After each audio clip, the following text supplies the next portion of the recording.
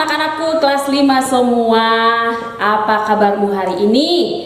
Sehat? Baik? Puji Tuhan. Semangat? Sudah sarapan? Oh, haleluya. Kalau sudah semuanya baik-baik, semuanya senang, semangat. Mari kita akan mulai pelajaran agama Kristen hari ini ya, bersama Bu Sansinar. Nah, sebelum kita akan mulai di dalam pelajaran kita yang baru di bab yang ke-12, mari kita akan terlebih dahulu datang kepada Tuhan, menyembah Tuhan, dan lagunya tentang Roh Kudus. Bagus banget loh kata-katanya ya, sesuai dengan tema pelajaran kita. Tentang peran Roh Kudus. Roh Kudus itu membimbing kita. Yuk kita naikkan pujian ini. Mungkin anak-anak belum pernah dengar lagu ini, tapi coba dengarkan, simak kata-katanya. Pujian ini berbicara tentang Roh Kudus yang memimpin kehidupan kita. Haleluya. Roh Kudus, Kau hadir di hidup kami. Roh Kudus, kami mengasihi-Mu. Kau roh yang manis, Kau roh yang lembut memimpin hidup kami. Ini hidup kami Tuhan, kami serahkan pada Tuhan. Haleluya.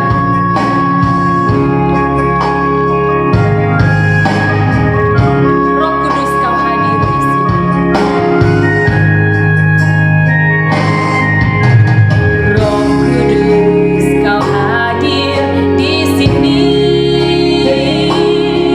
Roh Kudus, ku mengasihi-Mu.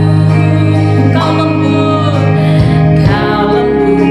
Kau manis, Engkaulah penghiburku, penolongku, diutus Bapa-Ku. Roh Kudus, Kau hadir. Roh Kudus, Kau hadir di sini. Roh Kudus, ku mengasihi. Kudus, ku mengasihi-Mu. Kau lembut, Kau manis, Engkaulah penghiburku, penolongku, diutus Bapa-Ku. Ayo anak-anak, angkat tanganmu. Ku buka hati untuk Roh-Mu Tuhan. Ku buka hati untuk Roh-Mu Tuhan. Ku buka hati menyembah-Mu Yesus. Jamahlah kami, penuhi kami dengan kuasa Allah Maha Tinggi. Haleluya. Terima kasih Tuhan. Kami percaya Roh Kudus-Mu ada di dalam diri kami, dan kami tahu Roh Kudus-Mu akan membimbing kami Tuhan. Di dalam kami akan belajar saat ini. Dalam nama Yesus, tolong kami Tuhan. Roh Allah yang hidup, yang diutus oleh Bapa, akan memimpin kami, memberikan kami hikmat, membuka hati kami, sehingga seluruh hidup kami tertuju kepada pelajaran ini. Hikmat-Mu menyertai kami. Berkati setiap anak-anak kelas 5 ya Tuhan. Di rumah mereka masing-masing, mereka sedang siap sedia belajar Tuhan. Pimpinlah mereka Roh Kudus, lembutkan hati mereka, supaya mereka menjadi anak-anak yang taat, anak-anak yang rajin, anak-anak yang taat kepada orang tua, anak-anak yang mau ya Tuhan diarahkan kepada semua kebenaran Kristus. Dalam nama Yesus ini doa kami dan seruan kami, ucapan syukur kami kepada Tuhan. Dalam nama Yesus kami berdoa. Sama-sama katakan amin. Amin. Puji Tuhan. Anak-anak, kita percaya bahwa Roh Kudus yang ada di dalam diri kita saat ini, ketika kita berseru, Roh Kudus pimpin aku, maka Roh Kudus akan memimpin kita, dan mari mengikuti pimpinan Roh Kudus. Oke. Baik, di bab yang ke-12 pelajaran kita tentang hidup dipimpin Roh Kudus. hidup dipimpin Roh Kudus. Ya, sudah kita pelajari tentang siapa Roh Kudus, mengenal Roh Kudus, peran Roh Kudus itu apa di dalam kehidupan kita. Hari ini kita belajar tentang hidup yang dipimpin oleh Roh Kudus. Tujuan dari pelajaran ini anak-anak menjelaskan pentingnya mentaati pimpinan Roh Kudus. Kemudian yang kedua, mengelompokkan cara hidup yang dipimpin oleh Roh Kudus. Apa itu dipimpin oleh Roh Kudus? Bagaimana kita dipimpin oleh Roh Kudus? Dipimpin Roh Kudus artinya pikiran kita, perkataan kita, perbuatan kita dikuasai dan dikendalikan oleh Roh Kudus. Amin. Amin. Nah, kita akan melihat yang pertama, poin yang pertama, dikuasai untuk taat. Dikuasai untuk taat.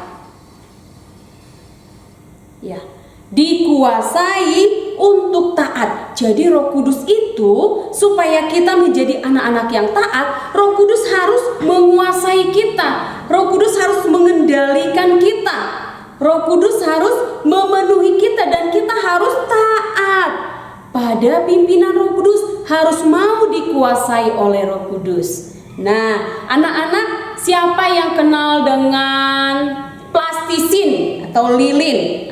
Pasti sudah kenal dan sering kalian memainkannya waktu masih kecil. Tapi kalau sekarang udah jarang ya, pasti jarang karena sudah bukan mainanmu. Nah, ini dia plastisin. Plastisin ini bisa dibentuk menurut kemauan kita. Betul? Mau bentuk bulat, mau bentuk panjang, mau bentuk apa saja kita bisa membuatnya. Dan bentuknya tidak mudah hancur dan berubah kalau kita sendiri tidak mengubahnya. Ya. Lalu anak-anak apakah pernah melihat atau mendengar yang namanya tukang periuk atau pengrajin tanah liat? Nah, pekerjaannya adalah pengrajin tanah liat ini pekerjaannya adalah membuat bejana, tembikar, guci dan lain-lainnya. Nah, bahan yang diperlukan di sana adalah apa? Tanah liat. Tanah liat itu tapi harus dalam keadaan basah, bersih dari pasir dan unsur-unsur yang lain. Tanah liat tidak dapat menjadi guci yang indah bila penjunan, tahu itu penjunan?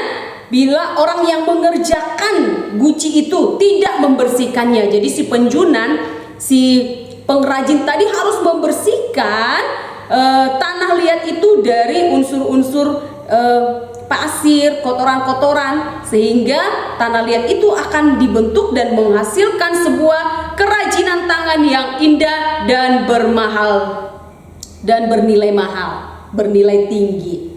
Demikian juga dengan orang percaya anak-anak. Tidak ada orang yang dapat mentaati Allah tanpa dibersihkan dulu. Iya, kenapa kita harus dibersihkan?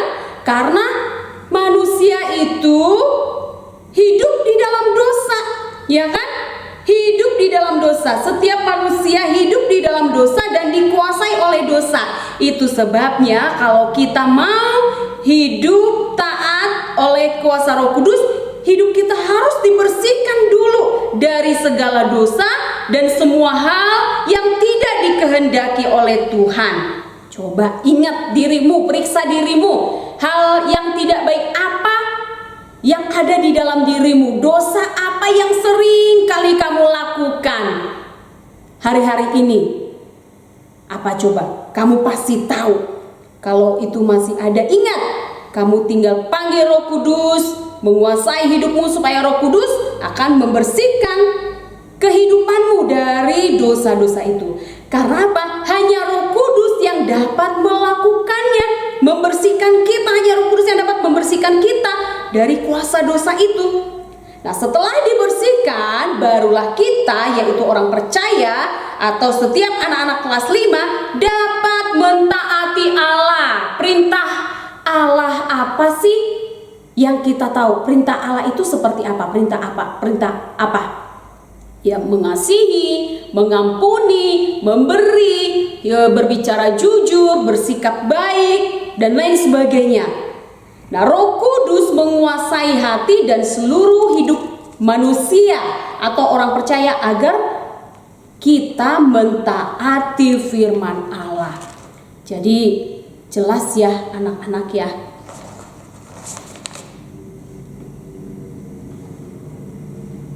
Jadi kenapa kita harus dipimpin oleh Roh Kudus?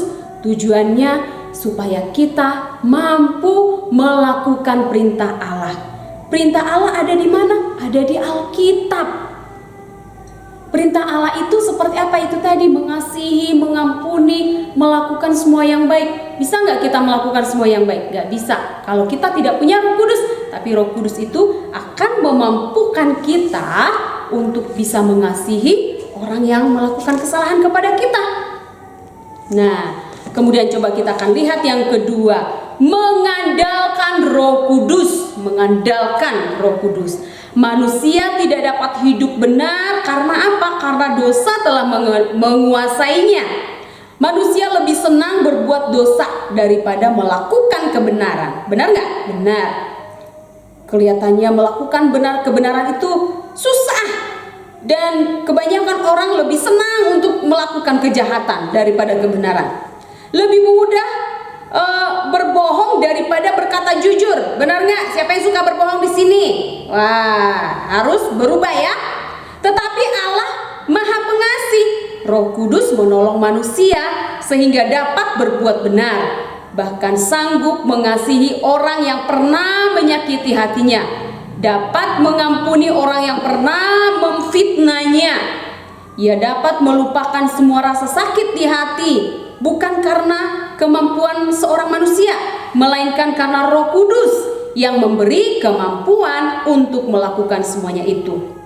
Nah, ada kisah tentang Daud di dalam 1 Samuel 24. Ya, di sana Daud itu dikejar-kejar oleh Raja Saul. Saul itu selalu ingin berbuat jahat kepada Daud, sehingga ketika Daud dikejar-kejar, dia bersembunyi di sebuah gua. Ternyata Raja Saul juga ada di sana. Ketika Raja Saul tertidur, Raja Daud bisa sebenarnya membunuh dan membinasakan Raja Saul. Tetapi itu tidak dilakukan oleh Raja Daud. Kenapa? Karena Daud memiliki Roh Kudus. Daud mengandalkan Roh Kudus. Ya, kejahatan yang dilakukan oleh Saul tidak dibalaskan dengan kejahatan oleh Daud. Yang dilakukan Daud adalah dia memotong puncak jubah Saul dengan diam-diam. Bukan tubuhnya yang dipotong ya, tapi ujung jubahnya Saul. Sebagai tanda bahwa dia bisa menaklukkan Raja Saul, tapi itu tidak dilakukan. Karena apa? Daud mengandalkan dan mengikuti pimpinan Roh Kudus. Dia mengasihi, dia mengampuni Raja Saul walaupun Raja Saul jahat kepada dia. Ya, meskipun Saul berbuat jahat kepada Daud, Daud tidak ingin menjamah orang yang diurapi Tuhan. Ya, dia percaya bahwa Saul adalah orang yang diurapi oleh Tuhan, sehingga dia tidak berani untuk membunuh Raja Saul. Roh Allah yang ada di dalam Daud menolong Daud sehingga tidak berbuat dosa. Hanya Roh Kudus yang dapat memberi manusia kemampuan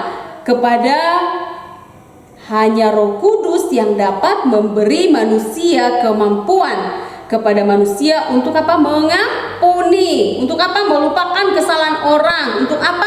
Tetap tersenyum kepada orang yang kasar, ramah kepada semua orang, dan menanggung kesusahan dan duka cita hanya oleh karena Roh Kudus. Oleh sebab itu anak-anak, kita juga haruslah mengandalkan siapa?